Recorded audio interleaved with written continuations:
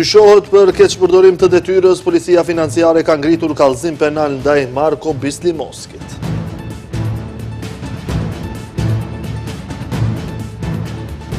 Presidentja Siljanovska komenton ndryshimet në kodin penal, thot se bëhet fjalë për zgjidhje kalimtare.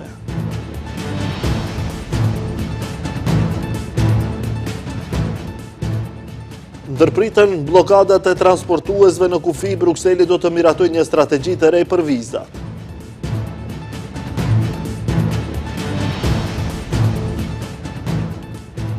Çmimet rriten vazhdimisht, qytetarët luftojnë për ta kaluar muaj.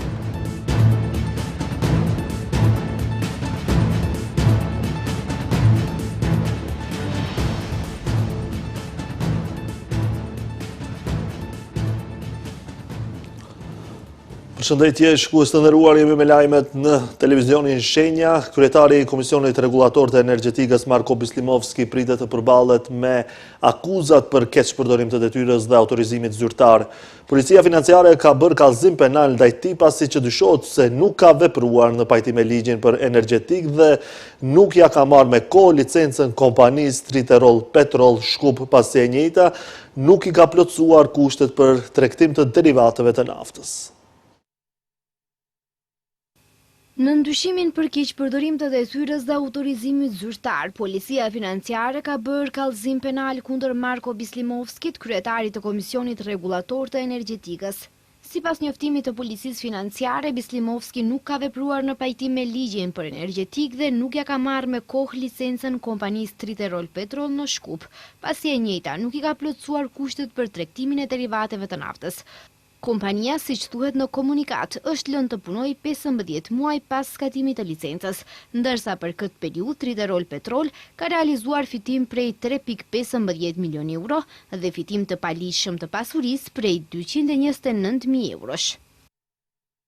Në vend që licenca të hiqej më 15/01/2024, ajo hoq vetëm më 14/04/2025, duke mundsuar kompanisë që në mënyrë të kundërligjshme të vazhdojë aktivitetin energjetik për 15 muaj pas skatimit kushteve ligjore dhe të marrë pjesë dhe të lidh kontrata për prokurime publike. Ndërkaq kanë reaguar nga KRRE, nga ku thonë se komisioni dhe kryetari Bislimovski janë të hapur për bashkëpunim me institucionet për të zbardhur këtë rast dhe theksojnë se ata kanë vepruar sipas ligjit. Komisioni Rregullator i Energjetikës e informon opinionin se në rastin konkret për procedurën e marrjes së licencës Triterol Petrol është vepruar në pajtim me ligjin për energjetik dhe rregulloren për licenca, me çka në të njëjtën mënyrë dhe sipas të njëjtave afate është vepruar edhe me kompanitë e tjera që kanë kërkuar licenca. Komisioni Rregullator i Energjetikës thotë se nuk do të komentojë detajet e tjera me qëllim që institucionet e sistemit të kryejnë punën e tyre në mënyrë profesionale. MPB ka ngritur kallëzim penal kundër ish kryetarit të komunës së Kërçovës, Fatmir Dehari, për dyshime për shpërdorim të pozitës zyrtare, si dhe kundër 4 personave të tjerë për pastrim parash. Sipas policisë, në periudhën 2021-2025 ai ka lidhur kontrata pune në kundërshtim me ligjin dhe ka lejuar pagesa për personat që nuk paraqiteshin në punë, duke dëmtuar buxhetin komunal rreth 130.000 euro. Departamenti për punë të brendshme Kërçov ka dorëzuar kallëzim penal kundër ish kryetarit të komunës së Kërçovës, Fatmir Dehari, për shkak të ekzistencës së bazave të dyshimit për kryerjen e veprës penale, shpërdorimi pozitës dhe autoritetit zyrtar, si dhe kundër F.A 62 nga fshati Zajas, A.N 38 nga fshati Sërbica, H.B 37 nga fshati Cërvevci dhe B.S 36 nga fshati Strelci, për kryerjen e veprës penale, pastrim parash dhe të ardhurash të tjera nga veprat penale. Nga Ministria e Punëve të Brendshme njoftuan se Dehari në cilësinë e kryetarit të komunës së Kërçovës në periudhën nga viti 2021 deri në vitin 2025, me vetdije dhe me dashje ka vepruar në kundërshtim me dispozitat e ligjit për marrëdhënie pune dhe duke mos vepruar në përputhje me ligjin përveç qeverisje lokale. Ka lidhur kontratë pune me të kallëzuarit e tjerë. Duke mos ushtruar mbikëqyrjen e duhur, me vetëdije u ka lejuar atyre të mos vinë në punë dhe të paguhen paga, kompenzime të tjera dhe kontribute nga arka komunale dhe nuk u ka ndërprer marrëdhënien e punës pas skadimit të afatit ligjor. Nga MPB shtuan se në këtë mënyrë Dehari ka dëmtuar buxhetin e komunës së Kërçovës në shumë prej 130.000 eurosh dhe u ka lejuar të raportuarve të tjerë të përfitojnë dobi materiale nga të cilat secili veçmas dhe për llogaritë e vet kanë marrë shuma të ndryshme parash, dhe pse e kanë ditur se ato janë përfituar pas kryerjes së një vepre penale. Kujtojmë se MPB dhe më herët ka ngritur kallëzim penal kundër ish-kryetarit të Kërçovës në korrik të vitit 2025. Departamenti i Punëve të Brendshme Kërçov ka paraqitur kallëzim penal kundër kryetarit të komunës së Kërçovës, Fatmir Dehari, në dyshime për kryerjen e veprave penale, punë të pandërgjeshme në detyrë dhe rrezikimi mjedisit jetësor dhe natyrës përmes mbetjeve. Përkatësisht, siç ka njoftuar MPB, Dehari dyshohet se ka lejuar krijimin e një deponie ilegale me të cilin ka rrezikuar ambientin jetësor. 5 persona nga fshati Bërvenice rrethinës së Tetovës janë arrestuar pas një operacioni policor të zhvilluar me 28 janar 2026 në orët e hershme të mëngjesit. Siç informoi Ministria e Punëve të Brendshme nën punës policor nga SPB Tetov, njësia kundër tregtisë së palejuar të drogës dhe armëve i privua nga liria personat IJ 43 vjeç, SZ 36 vjeç, DP 69 vjeç, DP 65 dhe SZ 42 vjeç, të gjithë nga fshati Bërvenice. Gjatë pastisjeve të realizuara në disa shtëpi, hapësira, ndihmëse dhe automjete, policia ka sekuestruar armë, zjarri, municion, drogë dhe shuma të mëdha parash. Sipas Ministrisë së Punëve të Brendshme, janë gjetur pako me materie pluhurore të bardhë të dyshuar si drogë, fishek të kalibrave të ndryshëm, pistoleta pa leje, peshore digjitale si dhe shuma parash në euro, franga, zvicrane dhe denar. Pastisjet janë kryer me urdhër gjykate, ndërsa të arrestuarit janë dërguar në procedurë të mëtejme ligjore. Ministria e Punëve të Brendshme i kujton qytetarët se në sportelin e posaçëm në objektin e RTVM-s Kati Përdhes në Shkup, i cili punon çdo ditë pune nga ora 8 deri në orën 17, mund të paraqesin kërkesë për ndryshimin e të dhënave të kontaktit që kanë dorëzuar gjatë regjistrimit të automjeteve nëse ka pasur ndryshim ose në rast se kanë marrë njoftim me të dhëna të pasakta nga sistemi Safe City. E njëjta procedurë mund të kryhet edhe nëpër stacionet e kontrollit teknik të automjeteve në të gjithë vendin, ku është i vendosur një referent i deleguar i MPB-s. Kryetari i Kuvendit Afrim Gashi deklaroi se shfuqizimi i qeverisë teknike ligjërisht mund të bëhet me 61 vota të deputetëve, por politikisht duhet të arrihet marrëveshje me të gjitha partitë. Ai theksoi se rritja e mbështetjes për disa ligje vjen si rezultat i dialogut politik dhe jo i ndryshimeve në përbërjen parlamentare. Gashi njoftoi gjithashtu se janë formuar grupe pune për ndryshimin e kodit zgjedhor, proces që do të udhëhiqet nga Ministria e Drejtësisë. Shfuqizimi i qeverisë teknike nga ligji për qeverisje mund të bëhet edhe nëse për të votojnë vetëm 61 deputet, por e njëjta sipas kryeparlamentarit Afrim Gashi duhet të hiqet me marrëveshje të gjitha subjekteve politike. Ai deklaroi se në kohën kur është rënë dakord për një metodë të tillë, propozuesit kanë paraparë që të njëjtën mund ta shfuqizojnë pa pasur nevojë për konsenzus ose 2/3 e votave në kuvend. Gashi vlerëson se qeveria teknike duhet të hiqet kur partitë politike të kuptojnë dhe të vlerësojnë se nevoja për të pasur qeveri teknike ka përfunduar. Edhe atëherë aktorët politik kanë vendosur që mënyra e përmbylljes të procesit mos jetë me 2/3 apo me konsenzus, por me një shumicë të thjeshtë për 61 votave. Prandaj nëse flasim legalisht, proceduralisht, edhe me 61 vota nëse merret një vendim i tillë, nuk ka asnjë problem nga aspekti i procedurës dhe legalitetit, por nga aspekti politik i rëndësisë, mendoj që duhet të tentojmë të merremi vesh deri në fund me gjithë aktorët politik. Duke parë se numri i konsiderueshëm i ligjeve kalojnë me numër më të madh të votave në kuvend, se sa ka shumica në përbërjen e saj, Gashi u pyet edhe nëse ndonjë deputet nga opozita ose deputet i pavarur i është bashkangjitur shumicës parlamentare. Një konstatim të këtill mund ta bëjmë publik vetëm nëse një deputet apo një grup parlamentar me shkresë deri te unë përcaktohet se ka ndruar anë, se i takon një anë apo një anë tjetër kështu me radhë. Deri tash nuk ka asnjë ndryshim nga ndryshimet e fundit që i kemi pasur.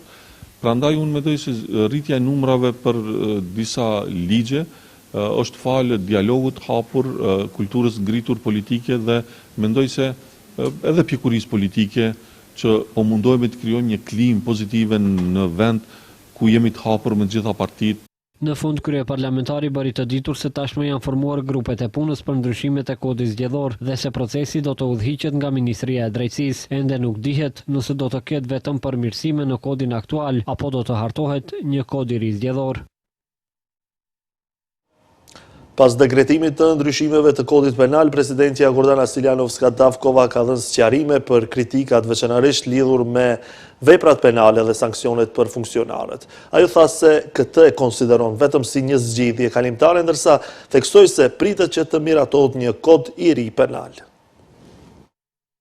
Presidentja e shtetit Gordana Siljanovska-Davkova tashmë i ka nënshkruar ndryshimet e kodit penal, të cilat të mërkurën u miratuan në kuvend, e për të cilat opinioni ekspert pati një sër vërejtjesh, veçanërisht lidhur me veprat penale dhe sanksionet për funksionarët. Platforma e organizatave qytetare i kishte dërguar shkresë presidentës, duke kërkuar që ajo të vendoste veto ndaj këtyre ndryshimeve. Megjithatë, Siljanovska i ka nënshkruar ndryshimet dhe sqaroi se ka varrëtie në pjesën e dënimeve për funksionarët, por se këtë e konsideron vetëm si një zgjidhje kalimtare. Nëse i analizoj zgjidhjet në raport me ndryshimet e vitit 2023 të cilat ishin katastrofale, kjo është një hap përpara. Jo të gjitha janë të mira, por pres që të miratohet një kod i ri penal. E di se mbi të punon një grup i kualifikuar dhe përfaqësues të BE-s dhe se kjo është një zgjidhje kalimtare. Siljanovska tha se Maqedonia e Veriut ka shumë arsye për të bërë pjesë e Bashkimit Evropian, ndërsa tha se shtetet të cilat kërkojnë që të bëhen ndryshimet kushtetuese, ata vetë nuk i respektojnë kriteret e Kopenhagës. Ne nuk i shkelim të drejtat e pakicave as të drejtat e njeriut, përkundrazi, shtetet të cilat kërkojnë nga ndryshimet kushtetuese nuk i respektojnë kriteret e Kopenhagës. Prandaj ne jemi gati për bisedime, jemi gati për dakordim, por mendojmë se precedenti në rastin ton do të sjellë sfida dhe precedente të reja, por ajo nuk është e mirë për Bashkimin Evropian.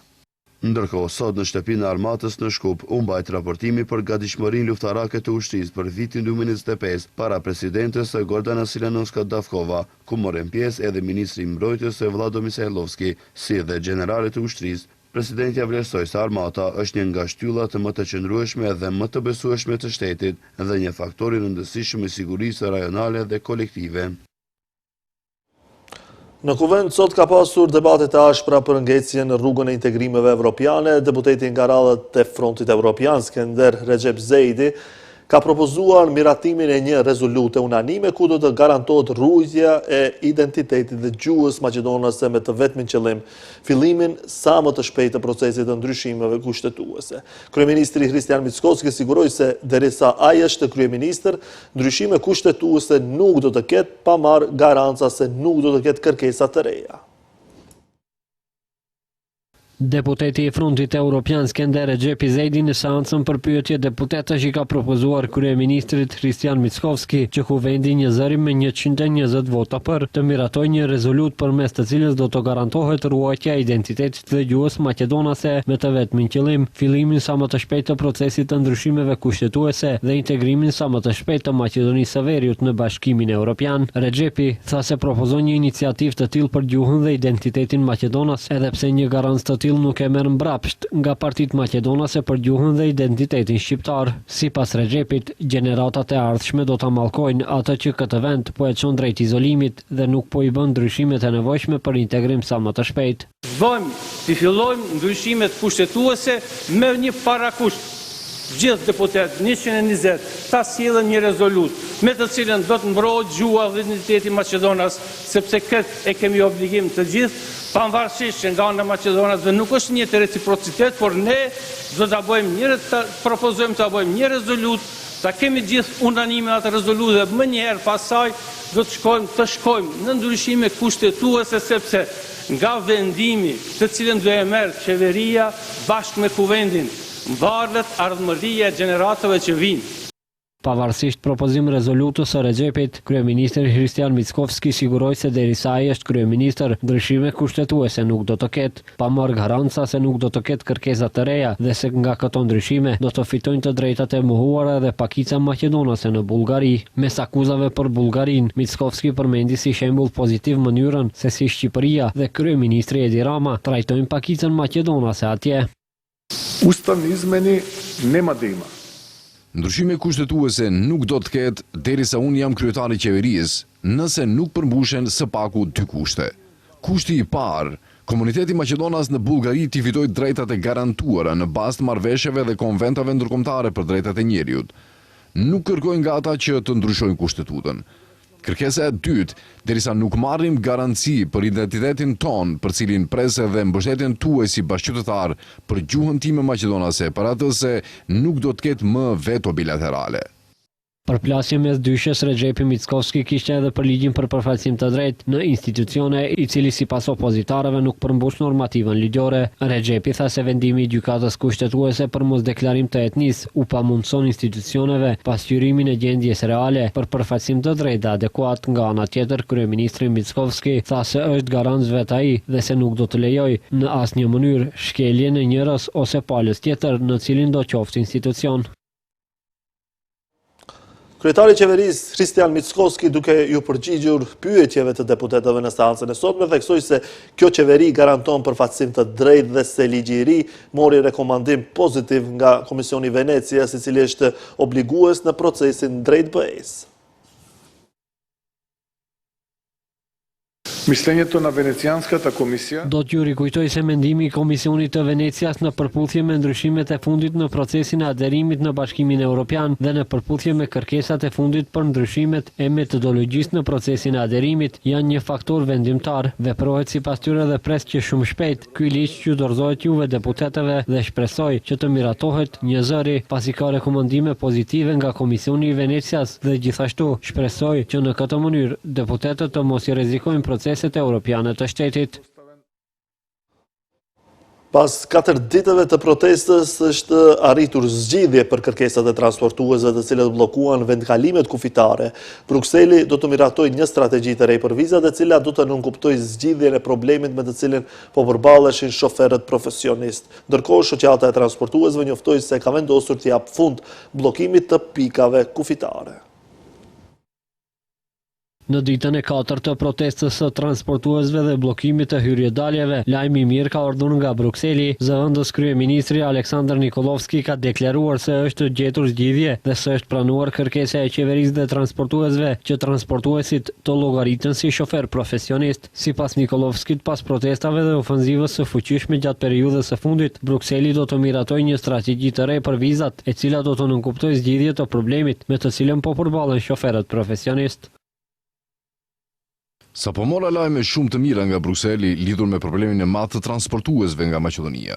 Qëndrimet tona janë pranuar, shoferët janë pranuar si profesionist. Kjo është pikërisht ajo që kërkuam. Falëndërime për gjithë miqtë e Maqedonisë që ndihmuan për të zgjidhur këtë problem.